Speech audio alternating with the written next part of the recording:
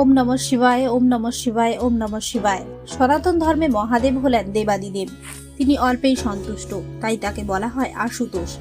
ভক্তরা ভক্তি ভরে কেবল এক ঘটি জল অর্পণ করলেই মহাদেব প্রসন্ন হন। কিন্তু আপনি কি জানেন, শিবলিঙ্গের জল অর্পণেরও একটি নির্দিষ্ট শাস্ত্রীয় নিয়ম রয়েছে। আমরা অনেকেই না জেনে সরাসরি শিবলিঙ্গের মাথায় জল ঢেলে দিই, কিন্তু শিবপুরাণ ও শাস্ত্র মতে শিবলিঙ্গের প্রতিটি অংশে শিব পরিবারের এক একজন সদস্য বিরাজমান। আজকের এই ভিডিওর মাধ্যমে আমরা জেনে নেব শিবলিঙ্গে জল অর্পণের সেই সঠিক ও নির্ভুল পদ্ধতি, যা আপনার পূজাকে পূর্ণতা দেবে। শিবলিঙ্গ কেবল একটি পাথর নয়, এটি সমগ্র ব্রহ্মাণ্ডের প্রতীক। শিবপুরাণ অনুসারে শিবলিঙ্গের জলহরি বা যে আধারের উপর লিঙ্গটি স্থাপিত থাকে, সেখানেই সমগ্র শিব পরিবার অবস্থান করেন। শিবলিঙ্গের ডান দিকটি হল সিদ্ধিদাতা গণেশের স্থান, বাম দিকটি হলো দেবসেনাপতি কার্তিকেয়র স্থান।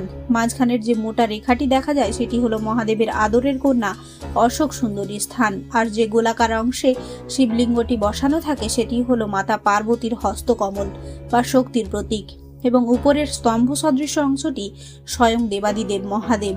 এবার জানবো কোন ক্রমে জল অর্পণ করতে হবে। সর্বপ্রথম জল নিবেদন করুন শিবলিঙ্গের ডান দিকে, অর্থাৎ গণেশের স্থানে। এতে জীবনের সমস্ত বাধা বিঘ্ন দূর হয়। এরপর জল নিবেদন করুন বাম দিকে, অর্থাৎ কার্তিকেয়র স্থানে। এটি আপনার সাহস ও শক্তি বৃদ্ধি করতে সাহায্য করবে।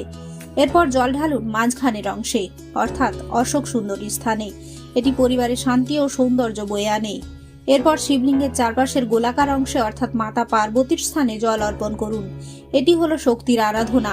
সবশেষে ভক্তি ভরে জল ঢালুন শিবলিঙ্গের একেবারে শীর্ষে, অর্থাৎ স্বয়ং মহাদেবের উপর। শিবলিঙ্গে জল অর্পণের সময় কিছু বিশেষ সতর্কতা অবলম্বন করা উচিত। মহাদেবের পূজায় তামার পাত্র সর্বোত্তম, তবে মনে রাখবেন তামার পাত্রে কখনোই দুধ ঢালবেন না। দুধের জন্য স্টিল বা রূপার পাত্র ব্যবহার করুন। জল কখনো খুব জোরে বা উপর থেকে আছড়ে ঢালবেন না। জল ঢালুন একদম সরু ধারায়, শান্ত মনে। জল অর্পণের সময় উত্তর দিকে মুখ করে দাঁড়ানো শুভ বলে মনে করা হয়, কারণ এটি শিবের বাসস্থান কৈলাসের দিক। আর মনে রাখবেন, শিবলিঙ্গের জল যে পথ দিয়ে বেরিয়ে যায় সোমসূত্র, সেটি কখনো ডিঙিয়ে পার হতে নেই। একে অর্ধ পরিক্রমা বলা হয়। সঠিক নিয়মে এবং শুদ্ধ মনে মহাদেবের আরাধনা করলে মনের সব ইচ্ছা পূর্ণ হয়। শ্রাবণ মাস বা শিবরাত্রিতে তো বটেই, প্রতিদিন এই নিয়মে জল অর্পণ করলে আপনি আধ্যাত্মিক শান্তি অনুভব করবেন। আশা করি আজকের এই তথ্যগুলো আপনাদের ভালো লেগেছে। মহাদেবের আশীর্বাদ পেতে কমেন্টে লিখুন হর হর মহাদেব, এবং আমাদের গল্প কাহিনী স্টুডিও চ্যানেলটি সাবস্ক্রাইব করে সঙ্গে থাকুন। ধন্যবাদ।